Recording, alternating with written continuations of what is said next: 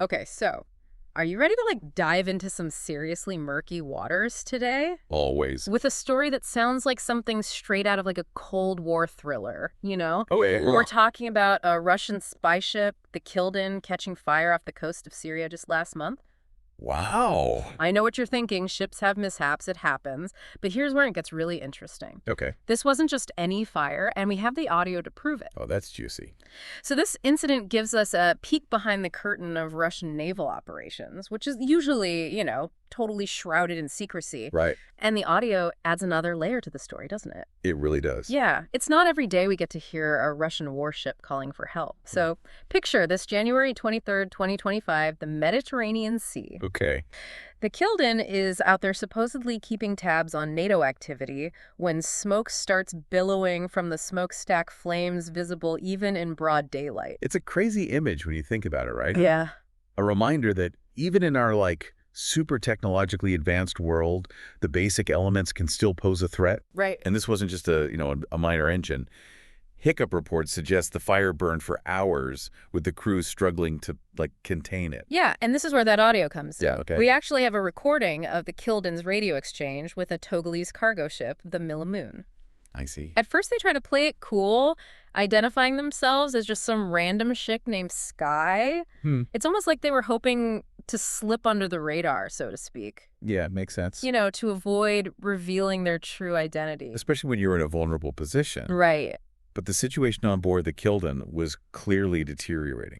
Yeah. They eventually had to switch channels and admit they were a warship in distress, Yeah. even telling the Milamoon, I am drifting. Yeah. I'm not under command. Can you imagine the tension on that ship? I mean, They're in the middle of the Mediterranean, a fire raging, and they're trying to maintain some semblance of control while also keeping their true mission under wraps. right. It's a fascinating glimpse into the mindset of a crew under pressure.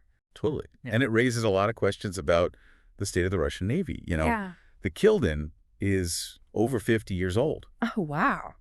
and it makes you wonder about the age and maintenance of their whole fleet, Right. particularly given the ongoing war in Ukraine and the strain it's putting on their resources. Okay, so we've got this aging spy ship, a dramatic fire, and a desperate call for help. But what exactly was the Kildin doing in the Mediterranean in the first place? Right. What kind of intelligence are we talking about here? Officially, the Kildin is classified as an intelligence gathering ship. They're designed to monitor electronic signals, intercept communications, and track radar activity. So basically, they're trying to keep tabs on what NATO forces are up to in the region. Exactly. So they're essentially eavesdropping on their rivals. You could say that. It sounds like something right out of a spy movie. Well, in a way it is. Yeah. But this kind of intelligence gathering is a crucial part of modern warfare. Yeah. It allows countries to anticipate their adversaries' moves, understand their capabilities, and develop counter strategies. And given the heightened tensions with the West over the war in Ukraine, this kind of intelligence gathering takes on even greater significance, right? Absolutely. In recent months, there have been heightened concerns about Russian sabotage of underwater cables and pipelines. Right. These are the critical infrastructure that carry internet traffic and energy supplies across the globe. Yeah. Disrupting or destroying them could have devastating impact on communication and economies. So the stakes are incredibly high. Yeah. And I remember reading about the UK tracking another Russian spy ship, the Yontar, lurking near these undersea cables just recently.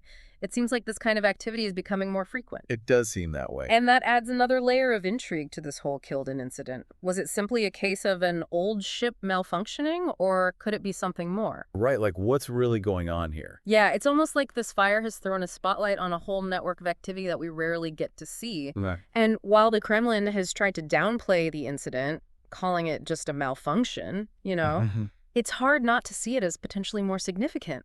I mean, it does make you wonder if this is just a blip on the radar or a sign of deeper issues within the Russian Navy, Yeah. especially when you consider the context. Right. The war in Ukraine has stretched their resources, and Western sanctions are hitting their economy hard. So could this fire on the Kildin be a symptom of those larger pressures? It's possible. Is it possible that they're having trouble maintaining their fleet and this is just the tip of the iceberg? It's certainly a possibility. Maintaining a modern Navy is incredibly expensive, Yeah. requiring constant investment in shipbuilding, repairs, and training.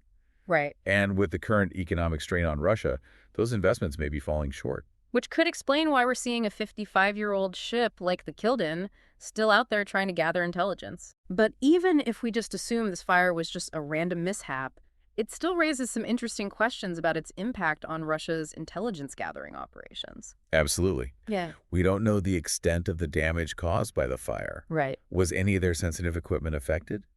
Did they lose valuable intel? Uh-huh. These are questions that intelligence agencies around the world are no doubt trying to answer right now.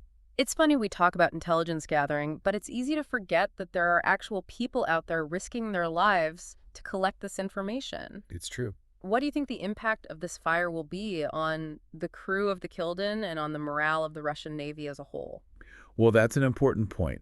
These are sailors who were suddenly facing a life or death situation. Right. The psychological impact of an event like this can be significant, both for those directly involved and for others in the Navy who hear about it. Yeah, it's got to make you question the safety of your ship and the competence of your leaders, Exactly. especially if you're serving on another aging vessel in the Russian fleet. And it could also impact recruitment. Oh, yeah. How so? Who wants to sign up for a Navy where your ship might catch fire in the middle of a mission?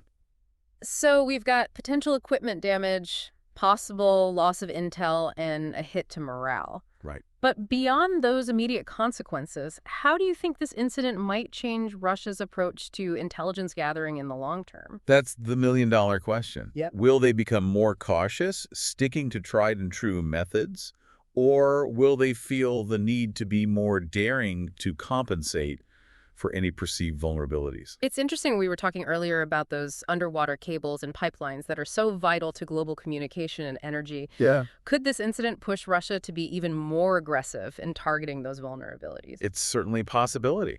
Disrupting or destroying those cables could cause widespread chaos and economic damage, giving Russia a significant strategic advantage. But wouldn't that be incredibly risky? I mean, wouldn't that be seen as an act of war? It would depend on how it was done. Cyber attacks could be used to disrupt or disable cables without leaving a clear trace of who was responsible. Hmm. And even if it was obvious that Russia was behind it, they might calculate that the benefits outweigh the risks. Wow, that's a chilling thought. Yeah. It's like this fire has opened up a whole Pandora's box of possibilities, both in terms of Russia's capabilities and their willingness to use them. I think that's a good way to put it. This incident has shown us that Russia is willing to take risks, and that their capabilities, while perhaps not as formidable as they once were, are still significant. Okay, so we've talked about the potential impact on Russia's Navy, their intelligence gathering, and even their willingness to engage in more aggressive tactics. But let's zoom out for a second. What about the bigger picture? Okay. What does this incident tell us about the state of global power dynamics, especially in light of the ongoing war in Ukraine? I think it highlights the fact that we're living in an increasingly unstable and unpredictable world. The old rules of the game are no longer applying, and traditional alliances are being tested. It's like we're seeing a shift in the balance of power, with countries like Russia feeling emboldened to challenge the existing order. Exactly. And that creates a lot of uncertainty. Right. It's hard to predict how things will play out, and that uncertainty can be dangerous. It can lead to miscalculations, miscommunications, and ultimately to conflict. So in a sense, the seemingly isolated fire on a Russian spy ship is actually a microcosm of the larger geopolitical forces that are reshaping our world. Mm. It's a reminder that we can't afford to ignore events like this, no matter how far away they may seem. I completely agree. It's a reminder that we need to stay informed, to critically evaluate the information we receive, and to be prepared for the unexpected. Because in today's world, anything is possible. It's a lot to take in, and it's certainly given me a lot to think about. But before we move on to our final section where we'll explore some of the potential long-term ramifications of this event, I want to pause for a moment and ask you, the listener, a question. Yes, this is where your perspective becomes crucial. We've laid out some of the facts and analysis, but what stands out to you the most about the situation? Yeah. What aspect of this deep dive has sparked your curiosity or raised concerns? We'd love to hear your thoughts.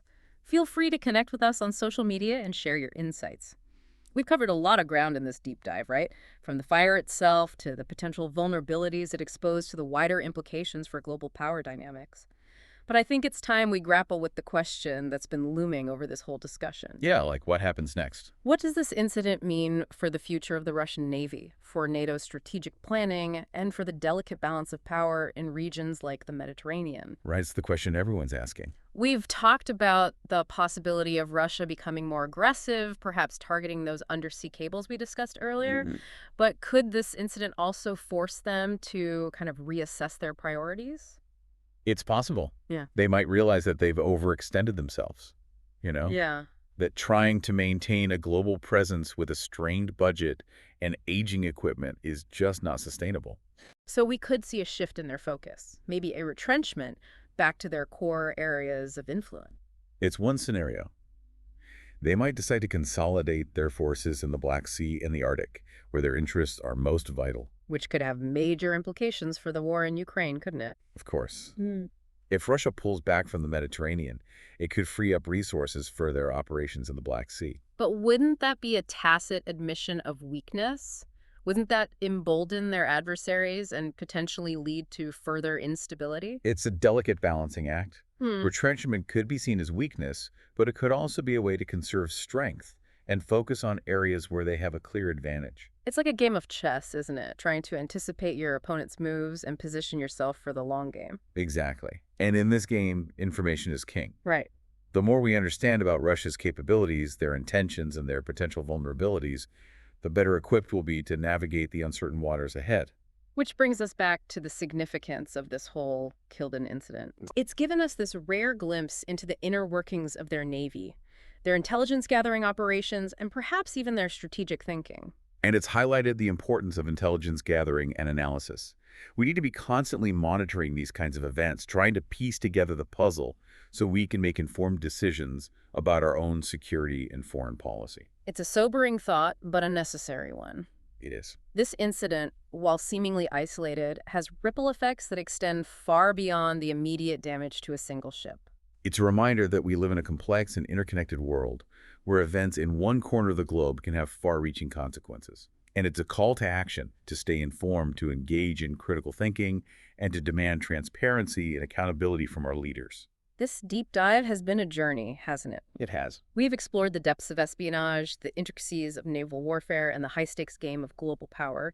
And while we may not have all the answers, I think we've gained a deeper understanding of the forces at play and the challenges we face. And perhaps most importantly, we've learned that even in the face of uncertainty, knowledge is power. By continuing to seek information, analyze events, and engage in thoughtful discussion, we can empower ourselves to navigate the complexities of our world. Well said. And on that note, we've reached the end of our deep dive. We hope you found this exploration insightful and thought-provoking.